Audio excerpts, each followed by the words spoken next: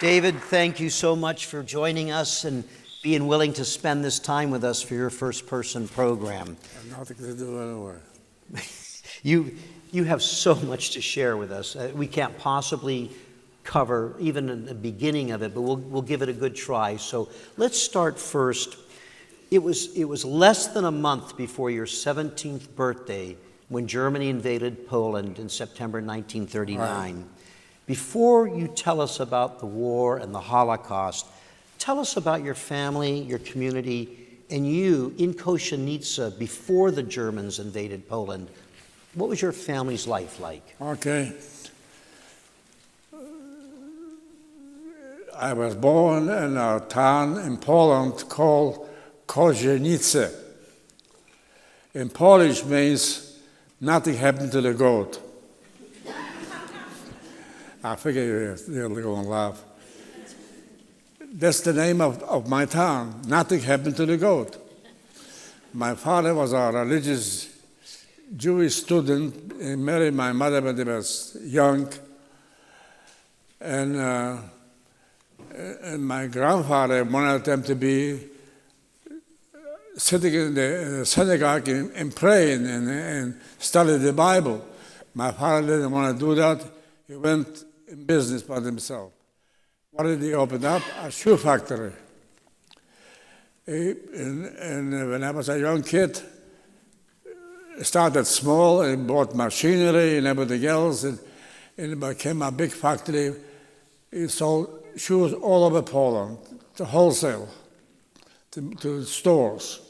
We had a big house and a backyard with 25 to 30 people working.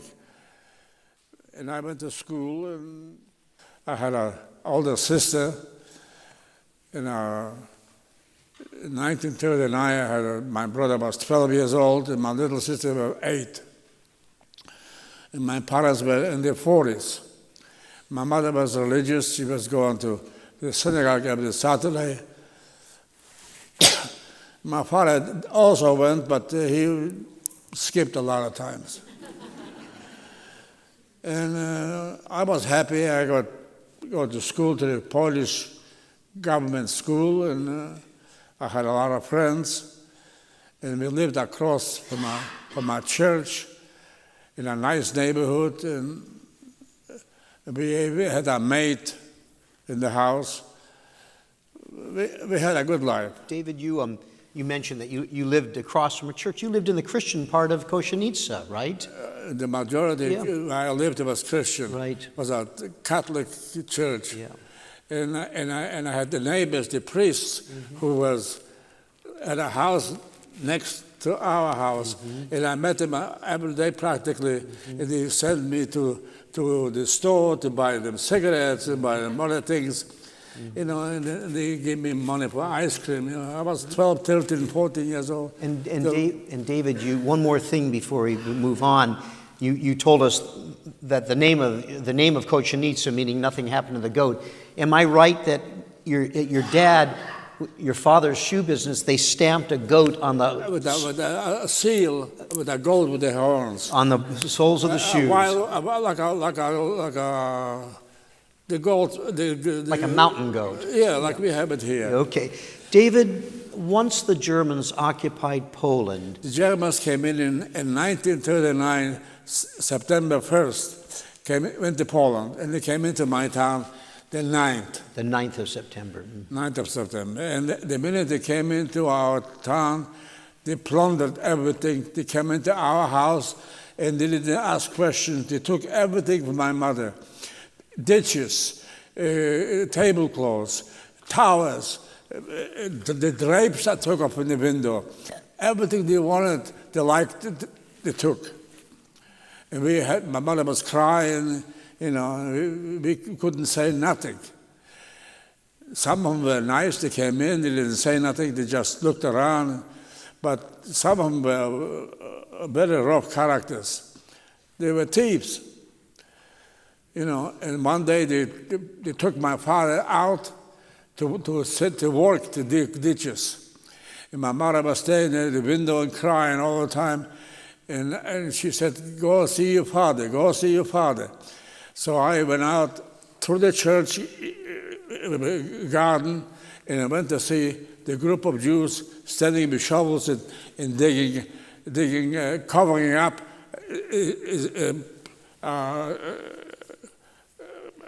ditches. I don't know what they was covered up before the war for against Like trenches? Trenches. Trenches, making trenches. So my father saw me, and I made with the hand, and he sneaked away, and I took over his job. You took his job. The Germans counted every 5 minutes if anybody didn't go away. So they got the right amount of people, they didn't bother. My father came home. And then I had to work in an irrigation canal. Before the war, the Polish government was working on a canal because the Polish river Vistula is overflowing and messing up all the fields. Mm-hmm.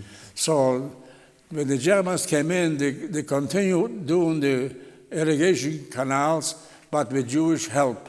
Jewish young men with shovels and wheelbarrows.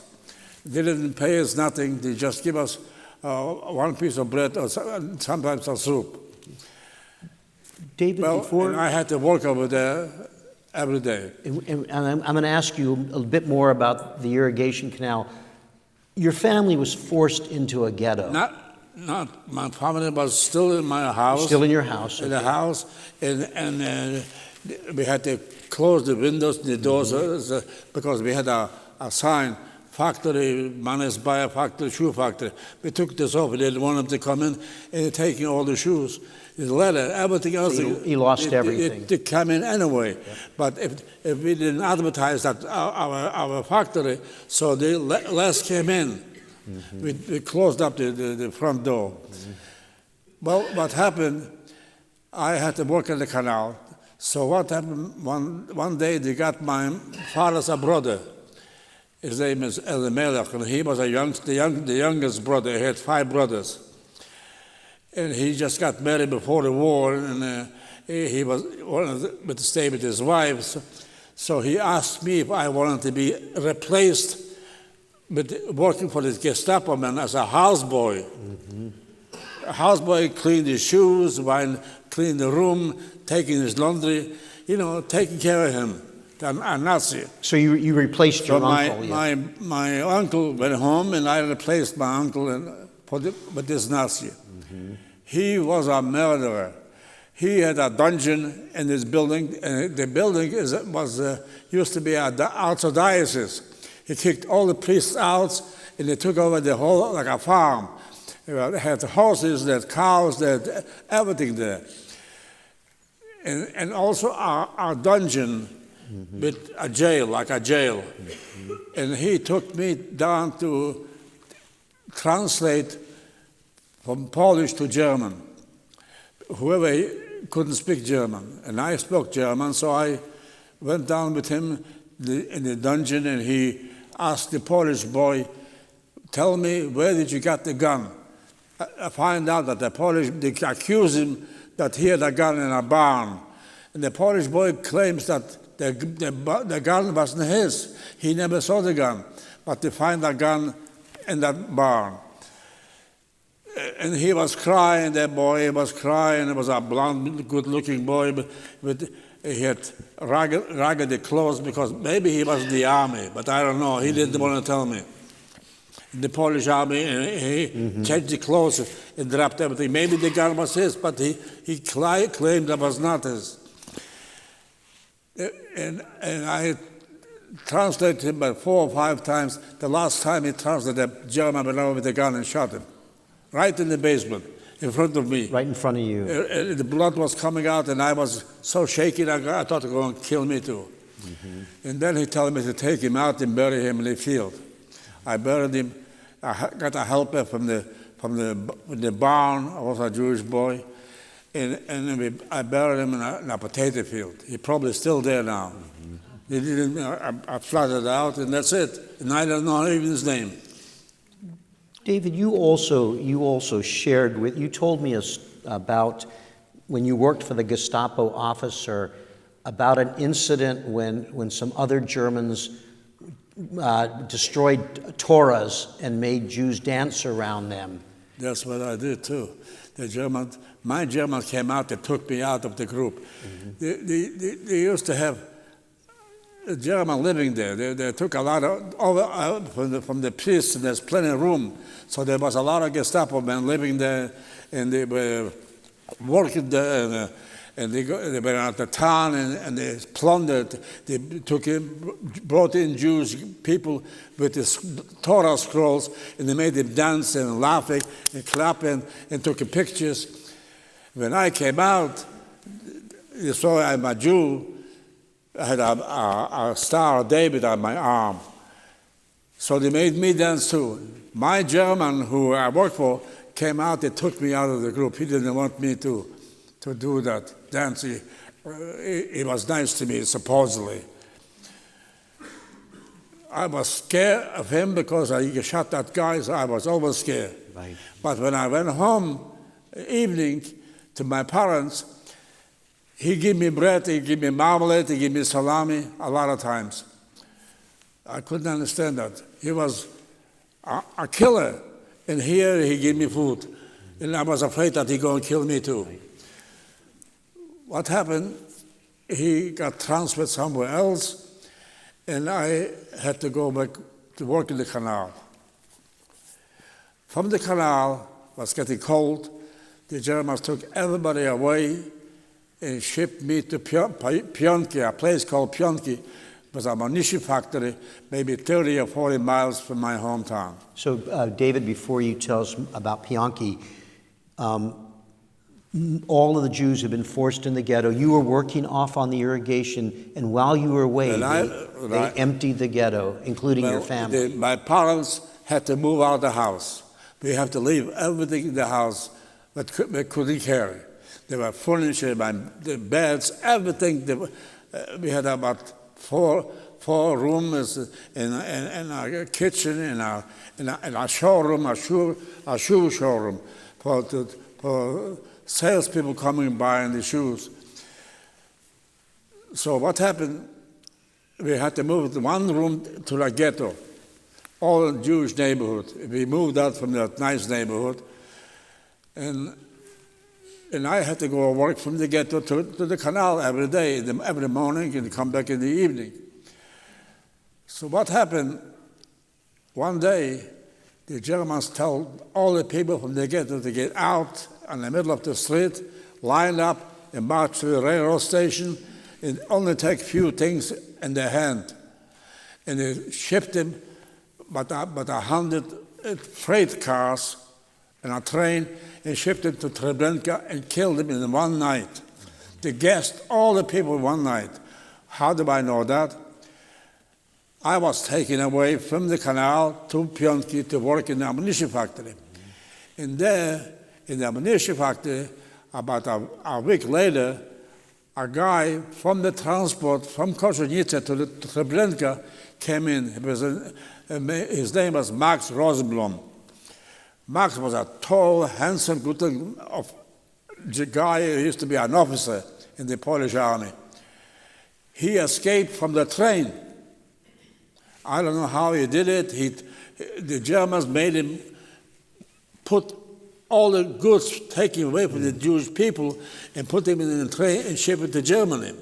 And he hid himself in a wagon under all the luggage. And luggage and everything else. Mm-hmm. And he came to Radom, he jumped out from there, I don't know how. And came to Pionki? He came to Pionki because his sister was working there. And he came in, he told us what happened to the transport of the people from my hometown. They killed them all, he says. He was there, he saw it. So I had no mother, no father, no sisters, and no brother.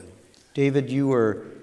And I was working in the ammunition factory making explosives for the German. And that was really dangerous work for you, wasn't it? He taught me how to do it with chemicals. Mm-hmm. And I worked on centrifuges every morning until night, every day, 5 days a week. Sometimes Saturday. Saturday, we're supposed to be off.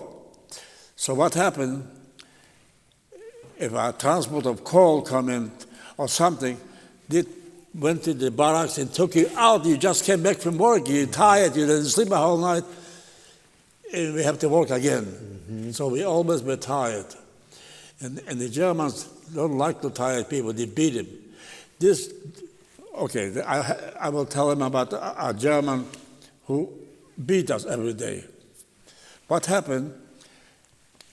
The camp where I was taken was called Jaworzno. There was coal mines around there and also power stations. And the Germans left me alive. They put a number on me, B-74, tattoo. And they let me live because they expected that somebody will ask workers for the ammunition factories, for coal mines, and I was young and healthy, so I was on waiting, whoever got me. So they got me to a coal mine. David, can I ask you a couple of questions before you tell us about the coal mine?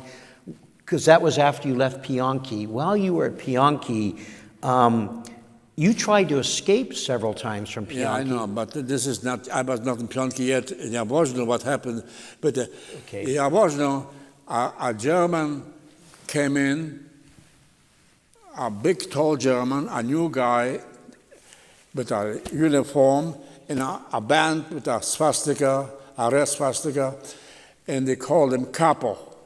Capo means, in Italian, a sheep. In English is a ram. A ram. And he was a sheep, all right. He walked around. He was maybe 6 to 7 feet tall, and walked around with a golf club, a wooden golf club, a long one with a big things and an end. And he didn't like anybody zoom over the head. He killed a lot of people that way. Just because you didn't bow to him, or you didn't say hello, or you didn't run out fast enough when they tell him to get out, stand in line and take him to work. So this was the murderer who was killing a lot of people. Mm-hmm. So we didn't know what to do. Everybody wanted to avoid him, but I was so I went to work in the coal mine. Mm-hmm. They asked for volunteers, then if you don't volunteer, they take you anyway. So I went to work in the coal mine. And the coal mine was the same thing. There was a Gestapo man in uniform who was in charge of that area where we were digging for coal. And there were a lot of also Polish miners, Christian Polish miners, who worked in the mine before the war. And during the war, the Germans kept him there, and they paid him, supposedly. Austria didn't pay nothing. And if you didn't, and the guys were skeletons. They give us a soup and a piece of bread. That's all, and we have to work hard. And a lot of time they couldn't lift the shovel because the shovel was so big, a heart-shaped shovel, and when you put in, it's very heavy. You cannot put the shovel with coal in the little wagon. Mm-hmm. And we had to produce 18 to 20 wagons a day. That was your quota, right? A quota. Everybody had a quota with a number. You have to hang up the number on the wagon, And that's what we do. We were stealing wagons from somebody else, from night shift, and the next shift. And I took my number, put their number, and we cheated the Germans like this. Mm-hmm. What happened? This German Nazi comes in with a walking stick and with a copper handle, like a miner's. He's supposed to check where to drill, where to not to drill. And the Polish miners were doing the drilling, putting the dynamite. And when you put dynamite, you have to yell, "Fire in the hall, watch out, Achtung, watch, move away from the area." Mm-hmm. One Polish miner was a Polish patriot, and he was in the underground and all kind of things. He made a hole in an area, and he put dynamite, and he didn't yell, "Fire in the hall." And this German came in and went checking the ceiling, the walls, and they pushed the button, and and a big explosion, and the German got killed, covered up with a whole wall of coal. It's plot. So what happened? Nothing happened to investigate, but what happened there, it was this. There was a young man, a Hasidic young boy, his name was Rubin. Rubin was very religious and he was praying day and night. Whenever he looked at him, he was reciting the psalm. And we called him crazy, Michiganer, we called him crazy. And he said to us, I'm not crazy. God will help, God will help. The reason I mentioned that, because a lot of people ask me if we believe in God and all that stuff. We prayed all right, but nothing happened. Only thing, when the explosion happened, he came over to me and said to me, am I still crazy? Rubin came, because every time they ask me about God, people ask me about God, I don't want to talk about it. We didn't believe it, and we believe it. We didn't know what to do. So the only answer that I could give is that Rubin 100% believed that God helped us, and this German got killed because he beat us to death. And he said, I'm not crazy. I still pray to God. And now I met him a few years ago in Jerusalem. I survived the war and became a teacher of Hebrew. He was very religious. David, this happened in the coal mine. In the coal mine. In addition to working in the coal mine, you were also forced to do slave labor with locomotives, and you were severely burned in a locomotive explosion. Will you tell us about that? You were severely burned in a locomotive explosion. This is a tragedy. This was bad. I had to tell you. Okay. And I went to transfer to Pionki, and I worked in ammunition. I was making powder for the Germans, and I was an expert. I worked on centrifuges without stop, and there were some good Germans, some bad Germans, but that's only they want is production. We use cotton to make powder. Cotton, regular cotton, bales of cotton used to come in, and they cleaned it, and they went to a belt, and they come over to me, and I mixed it with chemicals, and I knew which one to use, and this was not so bad. But there were some Germans who were chasing us. Listen, there was no reason to chase us because the machinery, we cannot go faster than the machine. But they were mean, very mean. Then the Germans went to Russia. They take the whole Europe and they want to go to Russia. If they would ask me, I would tell them not to go because they're going to lose it. Napoleon lost Russia. Everybody who went to Russia lost. The German went to Russia, they lost the war. They beat him like hell and they went back running. So when they come to Poland, where I was working in a ammunition factory, they made that load all the equipment, all the explosive, everything, ship it to Germany. And they took us to march. And we went on a dead march from Poland to Germany. Whoever couldn't walk, a bullet in the head. A bullet in the head. We left about 1,000 people from my Pionki, and we came back about 200, 250. After the alive out of the 1,000. And the rest of them got killed on the way. We had to go walk on country road. We couldn't walk on the main highway because the Germans' tanks and trucks were moving.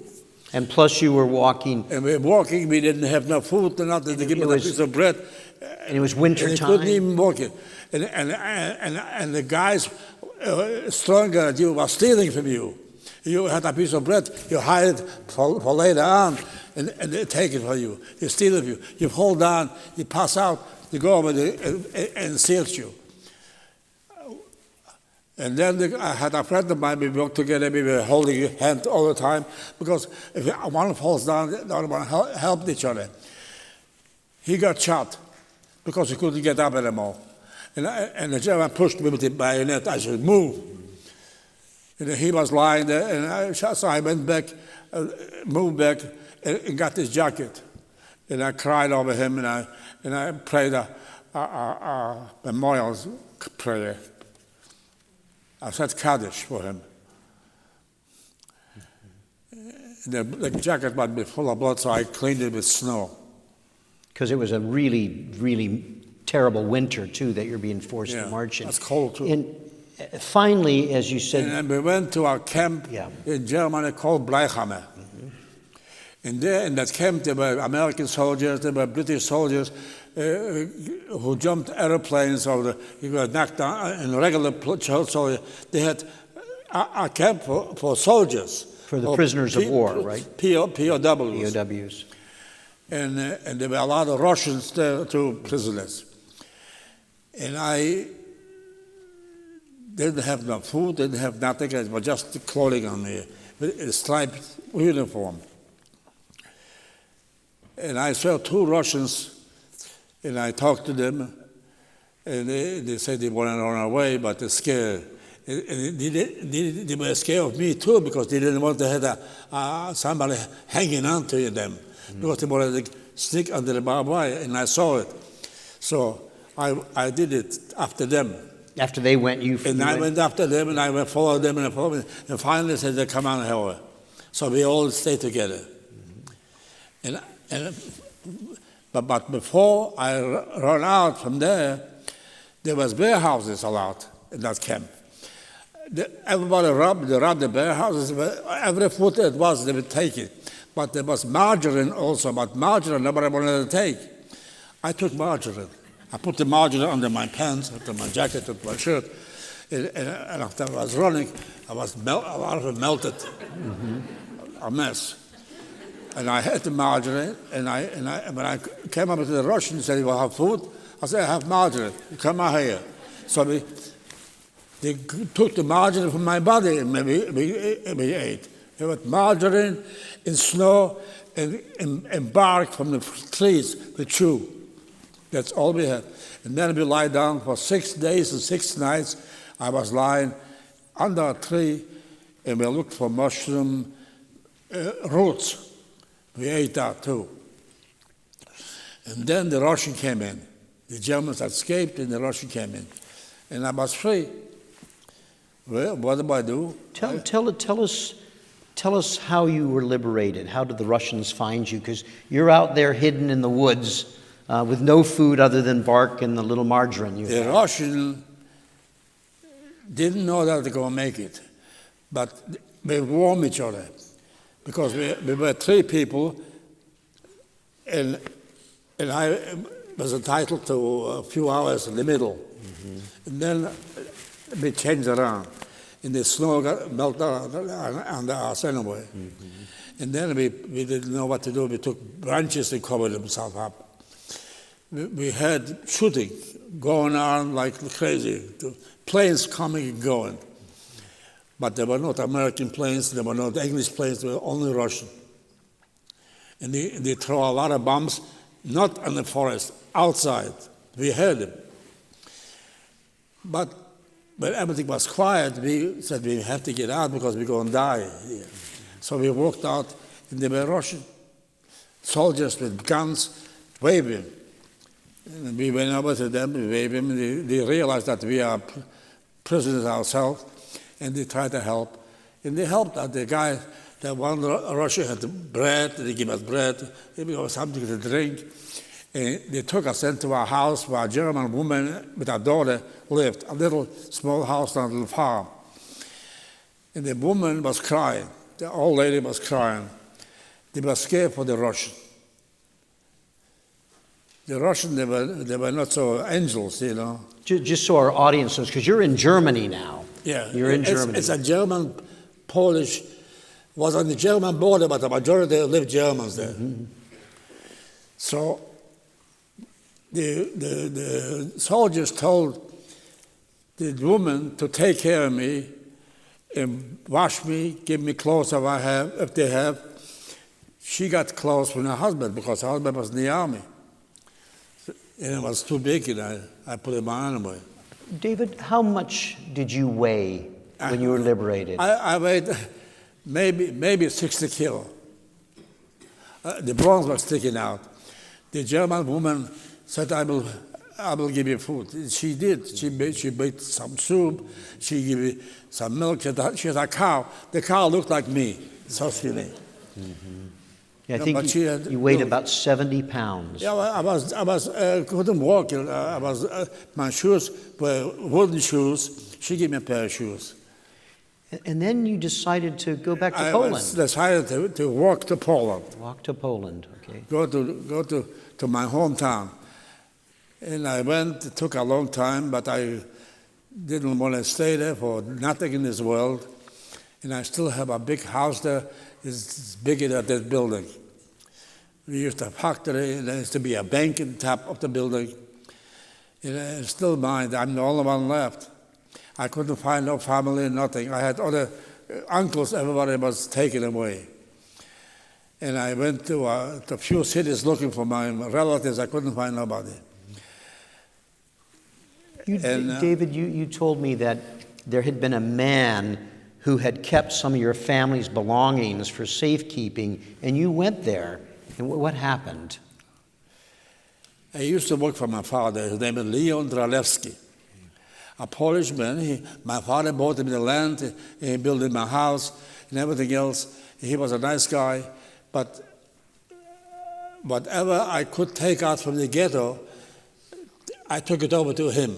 And I had a cross as a Christian, and the Polish people thought, they knew who I was, but the Germans didn't know me. They said a cross. I went out from under the barbed wire, and I went to him, and I took a lot of stuff. Mm-hmm. Whatever clothing, and I had a big table, a long table to open up and close up, and I couldn't take a heat, so I got a permit from my Jewish community, so that he bought it from me. Mm-hmm. He didn't buy it from me. I told him to take it and put it in his house, and I sold it after the war. After I met him, he still had it. He said, "Sell it if you need some money." So you were able to get that back, okay? But I was still afraid being in Poland because my father gave away a lot of stuff to other people, and they didn't want to give it back. Right. And I didn't want to try even that. I was checking if I could. Mm-hmm. And I realized that if I'm going to ask, they should give me back everything that's mine, they would kill me. Right. You were afraid they would kill you. So I said, I don't need nothing. And I went back to Germany.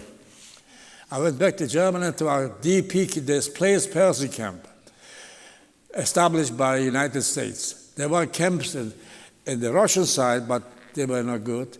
The Russians don't have nothing themselves. And the Americans brought us milk and honey. Everything the American brought, I didn't need so much.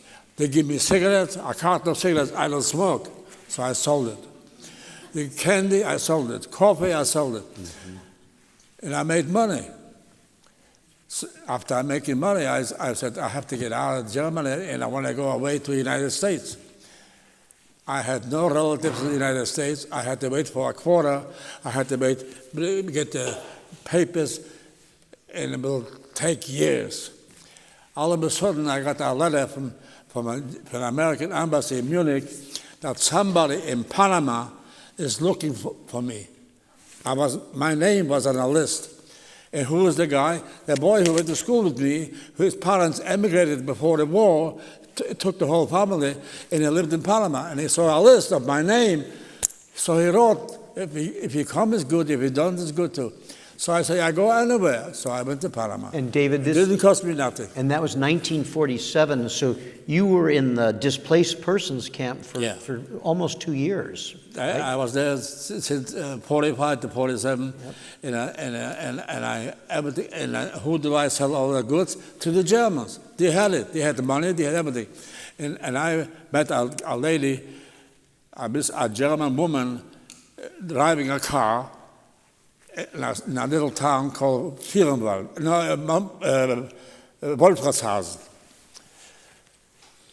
And she had the hood up, and the car doesn't go. I stopped by. I was on a bicycle. I went over to her and said, what's the problem? She said, I don't know. Let's check it out. So somebody came by, checked it out. She had no gas. So I said, you know what? I have plenty of gas. I go get you some gas. And I just have to go back to Finland. In that house where I lived in Finland, the American soldiers piled up a basement with hundreds of tanks of gas, to carry. They put it up, and I stole some of it. I took some of it. I didn't think I steal it. Yeah. So I got one, and I went back to her, and I put it in the tank. Became my best friend. She trusted me. She introduced me to a German jeweler in Munich, which this was taboo. They didn't want a refugee and a Jew introduced to a German, and who probably have all the jewelry from the Jewish people who would kill. So I said, introduce me, and she wants to buy jewelry, but for food. And I got the food, so I gave her the food, and she took me there, and she bought jewelry. So I bought some jewelry, and I gave it to Regina and same. I didn't have a girlfriend, I have nothing.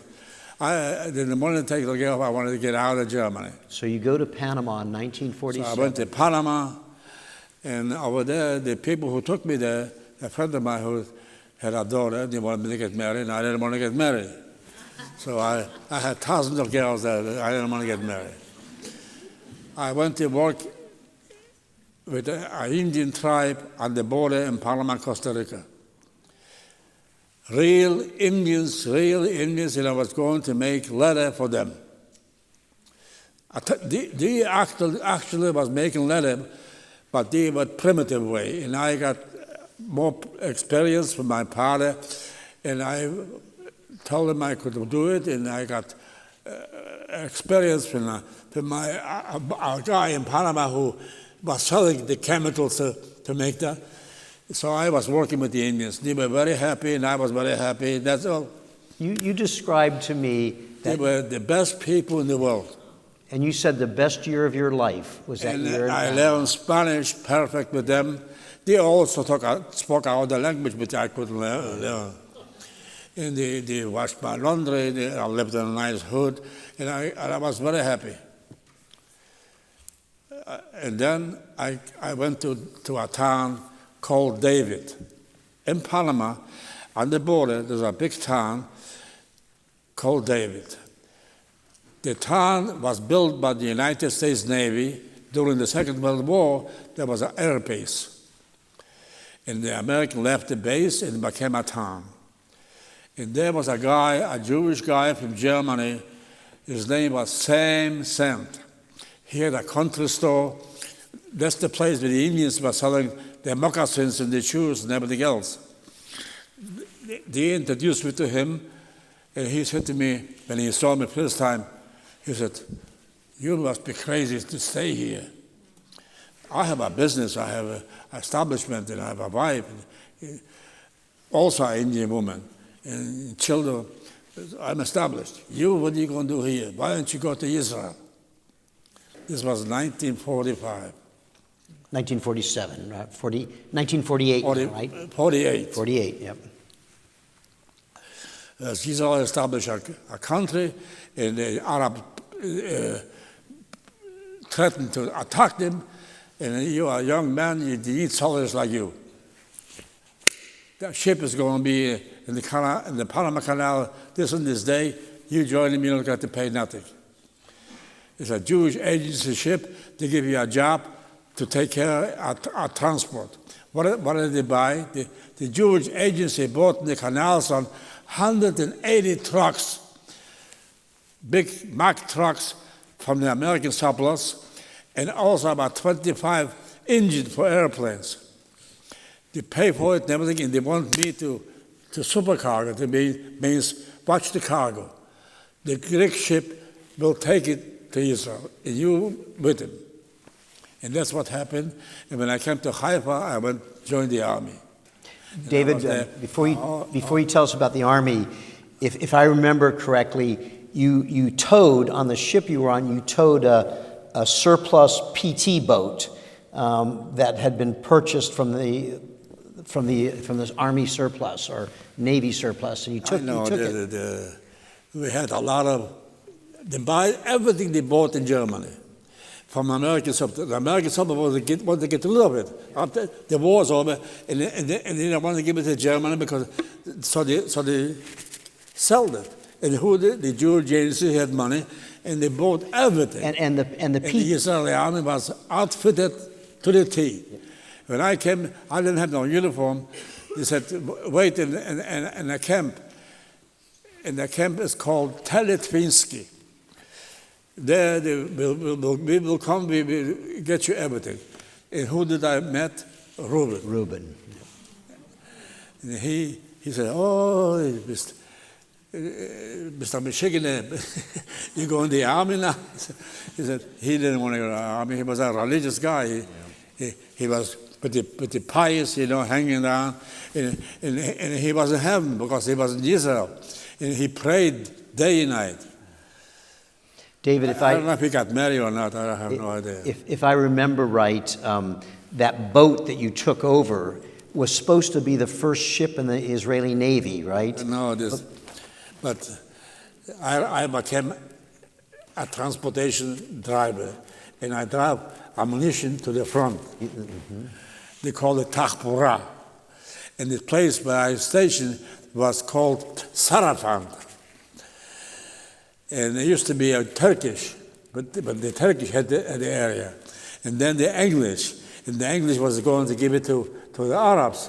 And the Haganah stormed it and took it with the government. It was everything free, new trucks, new everything. And that's what happened. And then I met a consul from Panama in Israel. He said, you could go to Panama if you want to go back to Israel, because what happened? There was no jobs in Israel. There were thousands of people coming from all over the world, and everybody was looking for jobs. And the immigrants are coming from Turkey, from Cyprus, from all over Europe. All the refugees were coming to Israel. There was nowhere to sleep. Okay? I was in the army. So I got a few days off. Where do I go? To Tel Aviv. I met my uncle. Mm-hmm. And I went to a kiosk. In Israel, they have parks, and they have kiosks who sell soda water, candy, like here, a big kiosk, and you could buy anything to eat there. So I went over to that kiosk to buy a drink and an apple strudel. And there was a bench here and a bench here, and there was ladies sitting there talking to each other and conversing with the man behind the counter.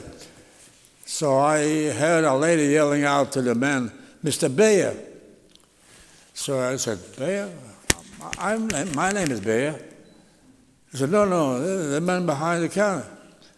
The man behind the counter heard the conversation. He said, my name is Bayer too. Was my uncle. My grandfather's a brother. When I told him my name is Bayer and I come from Kozienice, he said, who do you come from? Do you come to the army? I said, yeah, I told him everything. He said, do you remember anybody from home? So I said to him, I remember my mother told me a story about a cousin who went to Palestine in a motorcycle. He said, yeah, he is here in Bnei Brak, in a place called Bnei Brak. His name is Elimelech. He took me there. He said, ladies, I'm closing up. he took me home, and I had to stay. About 2 blocks away, a nice apartment with a wife. And he tells me the story how he came to Israel. He came by motorcycle from Germany. How did he get to Germany? In the First World War, he was a soldier in the Russian army. He surrendered to the Germans and stayed in Germany and married a German woman, and then they went to Palestine. So I got an uncle already, and he had a daughter, which was Mary. He took me to the daughter, they showed me, and they all died, but the daughter is still alive. David, did any other family members survive? They didn't find nobody else. Nobody else. So you left. I stayed in Panama for a while, and I came here. You went back to Panama from Israel? Yeah, yep. In Panama a while. Then it's a lot of stories. I came to the United States. I came in transit to the United States, and I planned to jump ship, and I did. And I went to the immigration, and I told them that I want to stay. He said, you transit, you better go to Parliament, and there you work yourself up to come back here. So I said, I can't do that. If you don't do that, we lock you up. You're illegal. So I was on Ellis Island, and from there, I went back to Panama. And in Panama, I met a Jewish girl from New Jersey working for the Panamanian, for the American ambassador in Panama. And she worked for the ambassador of the United States, and I asked her, I wanted to get to the United States. She said, you have a Polish quota. I said, I know. So how about try to do something? She thought I was going to marry her. So I didn't say nothing, I will, but we went to the synagogue together, and there was a rabbi who introduced me to her, and everything else. And her name was Rose Epstein. She fixed me up, and I got a visa. Somebody canceled or died, I don't remember exactly, and I got a visa. And I went to the United States, and I saw her a few times, and that's it. And this was 1950? Because she had another guy, so I had a good excuse. So David, you arrived here in 1955. And I came here in 1955 legally, and I worked myself up, and I went to New York to see some friends, and she introduced me to my wife, and I met her, and she speaks English, and I learned her right away, and also speak Yiddish. And that's what I was looking for, somebody who speaks Yiddish. So I speak Spanish, Yiddish, and English, and I met my wife, and she took me to see New York and everywhere else, and she was working for a big company, a medical company, and I got married, and I wanted to move back to Panama. She didn't want to go because it was too hot. I took her there to see how it is. She said it's too hot. Yeah. So I settled in Washington area. When did you get married to Adele? When did you get married to Adele? I married her in 1948. 1958, right? 58. 1958, yeah. 58. Yeah, okay. No, 58, right. 58, okay, there you go. 58. 3 years after I came here, right. 58. Okay, 58. And we moved to Maryland, and I was working in D.C., and then I bought a house and everything else, and now my wife wants to get out from the house, and I don't want to go out of the house. It's too hard for her. The house is too big for 2 people. I have 2 children. My daughter lives in Annapolis, and she has 2 children. My grandchildren.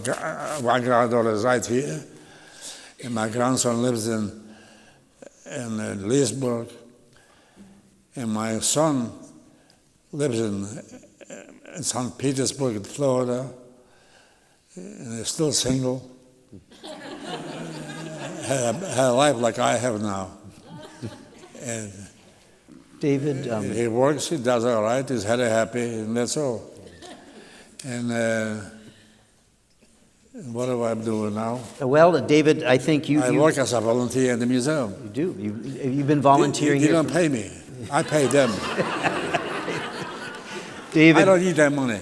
we're gonna close our program in just a couple of minutes, but we're gonna hear from David again, so I'm gonna turn back to David. And if you ask me about God, don't ask me. Okay. So I actually think The question, I give you the answer. Rubin did the answer. He told me he's not crazy. So I said, maybe you're right. So that's it. And what else did I miss? I could tell 10 other stories, which will take you a year to stay a whole day. But so many things happened to me that I don't even want to talk about it. Yeah. David, I'm gonna come back to you to close the program. I escaped once from the camp. I got shot here, my leg. Yeah, you didn't get to tell us about that. And what happened? The Germans didn't even look. They went white uniforms, and they didn't even see me. They saw shallows or something in the snow and started machine gun. 2 guys got killed, and I got shot in my leg, and I lie in the snow pretending I'm dead. So the guys from the camp came over to the barbed wire, dragged me out, and there was a guy named Zygmunt Halputer was his name. He was a pharmacist in my hometown. He fixed me up. He fixed you up. And I was okay, and I went back to work. Then I escaped another time from the factory in Pionki. Me with a other guy, his name was Moshe Matis. I have to remember every name. He was a guy, maybe 6 foot something. He walked like a gorilla with big eyes. He walked like this. And his job was to take out the chemicals from the tanks, from the tankers. And he said, I have to leave. We joined the Polish underground army. So, you want to go? I said, I go anyway, I'll go with you. We went out under the barbed wire, we digged under the ground. We went out, we come to a village, past a forest, a village. We were supposed to go to another forest. And the village, I saw a farmer in the field cutting something. And on the village, I saw big posters everywhere, on trees, on walls. 10 liters of vodka to bring in a Jew, in German and in Polish. And he said, That was the reward, 10 liters of vodka. 10 liters of vodka if the Germans got a Jew to catch. A Polish pointed at as Jews or get him or something. And this Polish guy in the field waved to me. I said, let's run. So we made a U-turn and we went on the same route and we went back to the factory. This was not the camp, it was the factory. In the Pionki. And then I joined my job in... David, we're gonna close the program now, but I'm gonna turn to you for your last word in just a minute. I want to thank everybody here for joining us today. Remind you we'll have programs each Wednesday and Thursday until August 8th. We will live stream all of our programs through May 6th, and all of our programs will be available through the museum's YouTube channel. So if you can't come back and be with us in person, you'll have opportunity to see other programs. I'm going to turn back to David to close the program in a moment, and when he does, after he's finished, because we didn't get to your questions, we'd like to invite anybody who wants to come up on the stage afterwards and just meet David, shake his hand, ask him a question, take a picture with him, whatever you'd like to do. So we welcome you to come up and spend a little time with David if you'd like to do that. It's our tradition at First Person that our first person gets the last word. So David, you have the last word. The last word? Whatever you want to say to close the program. My last word wouldn't be for a minute, it would be for 2-3 hours. But I don't know what to say the last word. The last word is, you should remember what I told you. Some people, things happen all over the world, what the hell, they don't care. This could happen again. And don't, the German people were good people, and they listened to our crazy man, and they listened to him, and they follow his orders. This could happen. This could happen. The First World War, they started the war. The Second World War, the Germans started the war. The Germans always complained they needed elbow space. That's why they attacked the whole world. You should never know new occupation. You are a second-class citizen, a 10th-class citizen. You are nothing under occupation. You are nothing. I was a nothing. I always wanted to fight back, and I couldn't. Nobody let me. I even advocate now, supposedly like a joke. I'm not even joking. I said, every Jew now should have a gun. I'd attack you, fight back. Don't stay and say, oh, okay, you're right. Yeah, you're right. Yeah. If you're wrong, you're wrong. You see this pen I wear says in Hebrew, remember. I put it down because I myself want to remember. And you want everybody here in the room to remember. Don't stay idle and with your hand. Don't be a chicken. If the Jewish population in Poland, I'll give you an example, 3.5 million Jews, the majority were young like me. If we fight back, maybe with a half would have survived. And we didn't fight back because we believed in humanity. People couldn't be so mean. A German who killed a Polish boy in front of me with a gun and put the gun to his head and blow and the blood split out. And he gave me bread and marmalade and salami to take home. Why did he kill a young man for nothing? He didn't have to kill him. He didn't do nothing wrong. He find a gun, there's plenty of guns. After a war, you go out in the fields, you find guns. David, I'm going to ask our audience to come up on stage and talk with you. We have to think about it. Don't let the other people take over you. Thank you, David.